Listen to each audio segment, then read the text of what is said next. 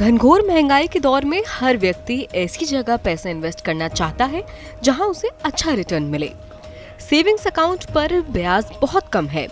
Repo rate बढ़ने के बावजूद फिक्स डिपॉजिट यानी एफडी पर ब्याज दरें उतनी नहीं बढ़ी हैं जिस हिसाब से बढ़नी चाहिए। शेयर बाजार के उतार चढ़ाव का दौर है। इस बीच निवेशक, खासकर ऊंची सैलरी वाले लोग टैक्स फ्री बॉन्ड का रुख कर रहे हैं। आइए जानते हैं क्या है टैक्स फ्री बॉन्ड और कैसे आप बैंक एफडी की तुलना में ज्यादा रिटर्न कमा सकते हैं। सार्वजनिक क्षेत्र में एनएचएआई, पीएफसी और आरईसी जैसी कई कंपनियां टैक्स फ्री बॉन्ड जारी करती हैं। इन बॉन्ड के जरिए जुटाई गई पूंजी का इस्तेमाल इंफ्रास्ट्रक्चर और हाउसिंग प्रोजेक्ट्स में किया जाता है। बाजार जोखिमों से दूर रहने वाले निवेशकों के लिए टैक्स फ्री बॉन्ड अच्छा विकल्प है। रिटायरमेंट पोर्टफोलियो में भी इन्हें शामिल किया जा सकता है।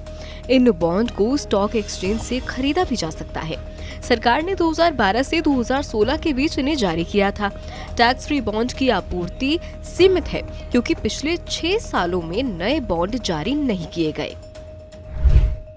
टैक्स फ्री बॉन्ड पर यील्ड 1 साल के पहले 4 से 4.5% से बढ़कर करीब 5.5% से 6% हो गई है, जबकि छोटी अवधि की बैंक एफडी में 4.5 से 5% का ब्याज है।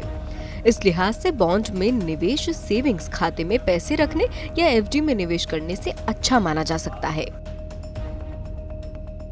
टैक्स फ्री बॉन्ड में निवेश पर जोखिम कम है क्योंकि मूलधन और ब्याज की रकम में चूक की आशंका कम होती है।